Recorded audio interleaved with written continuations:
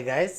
So this is our next video of direct and indirect. ये चौथे तरीके की गलतियाँ हैं जब मैं बात करता हूँ ऑर्डर्स और इंस्ट्रक्शंस की। अब ये जो गलती है ये बाकियों से बिल्कुल अलग है, बहुत सिंपल है। द ओनली थिंग इज़ आपको क्वेश्चन पढ़ के समझ में आ जाए कि वो ऑर्डर और इंस्ट्रक्शन है, राइट। सो ऑर्डर्स और इंस्ट्रक्शंस की जब हम बात करते हैं तो कैसे होते हैं हमारे orders and instructions? Get out, shut up, stand up, do your work, go out, go home, ये सब होते हैं हमारे ऑर्डर्स एंड इंस्ट्रक्शंस। अब जब मैं इनको इनडायरेक्ट स्पीच में चेंज करता हूँ तो हमारे को केवल और केवल एक चीज़ ध्यान रखनी है। अब हमारे क्या रूल्स थे डायरेक्ट इनडायरेक्ट के? एक टेंस पीछे होना चाहिए और क्वेश्चन नहीं होना चाहिए, मतलब नो प्रेजेंट और future and no questions. But इनके साथ प्रॉब्लम्स क्या है? ऑर्डर्स एंड इंस्ट्रक्शंस को पास्ट टेंस में आप कर ही नहीं सकते। तो अगर मैं कहता हूँ आपको, अब एग्जाम में एक क्वेश्चन आया, ही आस्क्ड मी गेट आउट, तो अब क्या ये सही है कि गलत है? अब आस्क मी ने मुझे हिंट दे दी कि ये क्वेश्चन है डायरेक्ट इनडायरेक्ट स्पीच का। अब मैं बाकी दोनों रूल जो अभी तक हमने हमारी इस सीरीज की पहले बात करी थी उन पे काम कर ही नहीं सकता, because it's an order. Question पूछ नहीं रहा है, इसका टेंस हम पीछे जा नहीं सकते। लेकिन मुझे पढ़ के समझ में आना चाहिए। क्यों? क्योंकि इसमें मैंने कोई आदमी नहीं लिखा है, ठीक है। आदमी नहीं लिखा है तो इसका मतलब है ये ऑर्डर है। तो if my sentence starts with a verb it is considered to be an order और इंस्ट्रक्शन। हेल्पिंग वर्ब की बात नहीं कर रहा हूँ मैं, वर्ब की बात कर रहा हूँ। तो गो, कम, ईट, स्लीप, प्ले, किसी भी वर्ब से अगर हमारा सेंटेंस शुरू होता है तो हम उसको मानते हैं ऑर्डर या इंस्ट्रक्शन। ऑर्डर होता है जब मैं सामने वाले में एक सीनियर जूनियर को देता है, और इंस्ट्रक्शन होता है वो चीज़ जैसे मुझे कुछ आता है और आपको कुछ नहीं आता, तो मैं आपको बता रहा हूँ क्या क्या करना है, दैट इज़ कॉल्ड इंस्ट्रक्शंस। जैसे अगर आप मैगी के पैकेट पे देखेंगे तो मैगी बनाने के इंस्ट्रक्शंस लिखे होते हैं, right. That is called instructions. So orders and instructions, right. So अब ये इंस्ट्रक्शन है या ऑर्डर है मुझे याद आ गया। तो the only rule that I need to follow for this in spotting errors is we need to add to. We need to add to, हमें टू लिखना ही लिखना है चाहे कुछ भी हो जाए। अगर टू नहीं लिखा है तो वो ऑर्डर और इंस्ट्रक्शन नहीं हो सकता, right. So the only correct version here is he asked me to get out. So अगर एग्जाम में टू नहीं लिखा होगा तो क्वेश्चन गलत है, टू लिखा होगा तो क्वेश्चन सही है। अब क्या होता है यहाँ पे, जब हम बुक्स में पढ़ेंगे तो आस्क की जगह ordered me to, informed me to, requested me to, बहुत सारे ऑप्शंस होते हैं। लेकिन वो सारे ऑप्शंस हमारे को कब ज़रूरत पड़ेगी? जब मेरे पेपर में आता है चेंज डायरेक्ट टू इनडायरेक्ट।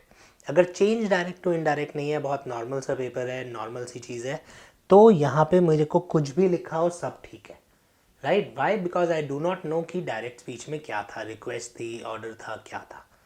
तो इस वजह से बस हमारे को यहाँ टू देखना है, अगर टू लगा है तो ठीक है, राइट।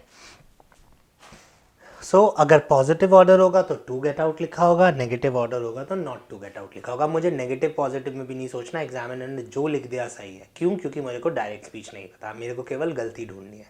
तो अगर यहाँ पे टू और नॉट टू लगा है तो it is not an error, it is fine. अगर यहाँ पे टू और नॉट टू की जगह कुछ भी और लिखा होता तो ये गलत होता, राइट। तो अगर मैं यहाँ पे विदाउट नॉट टू के दे देता he asked me get out, question गलत। He asked me get out, question गलत। तो this is what I need to work on. Orders instructions देखते ही पता चलेंगे। हमारा वर्ब से शुरू हो रहा होगा सेंटेंस, वर्ब से शुरू हो रहा है तो वो ऑर्डर और इंस्ट्रक्शन है, तो यहाँ पे टू आना ज़रूरी है मेजॉरिटी ऑफ द वर्ड्स के साथ, राइट। सो अब इससे हम दूसरी चीज़ पे क्या आते हैं? सो गाइज अब क्योंकि मेरे पास डायरेक्ट स्पीच नहीं पता, यहाँ पे कुछ भी लिखा होगा मैं ज़्यादा उसको गलत नहीं करूँगा। अब गेट आउट चाहे ऑर्डर हो, चाहे इंस्ट्रक्शन हो, चाहे रिक्वेस्ट हो, चाहे टोल्ड हो, चाहे आस्क हो, सब ठीक है, राइट। ये गलत कब होंगे? जब मेरे को पता होगा कि डायरेक्ट स्पीच क्या है। तो यहाँ पे स्पॉटिंग एरर्स में केवल इंपॉर्टेंट क्या है कि उसने टू और नॉट टू लगाया कि नहीं लगाया, ठीक है। जो बच्चे जब ज़्यादा आप लोग पढ़ लेते हो तो आप इसमें कंफ्यूज होते हो।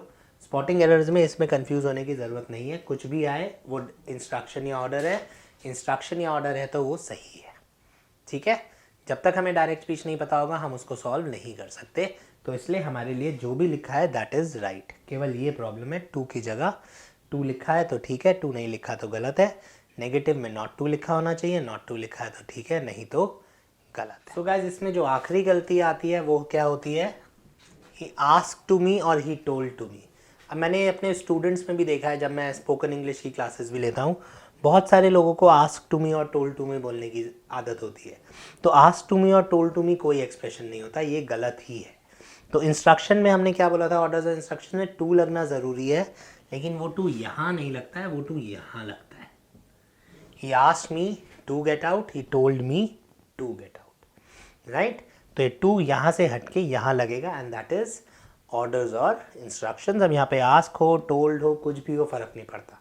तो आई नीड टू रिमेंबर, खाली आस्क का मतलब होगा पूछा, खाली टोल्ड का मतलब होगा बताया, और अगर मैं ये वाला टू यहाँ से हटा के यहाँ लिख देता हूँ तो इन दोनों का मतलब होगा, आस्क मी टू और टोल्ड मी टू का मतलब होगा करने को कहा, राइट।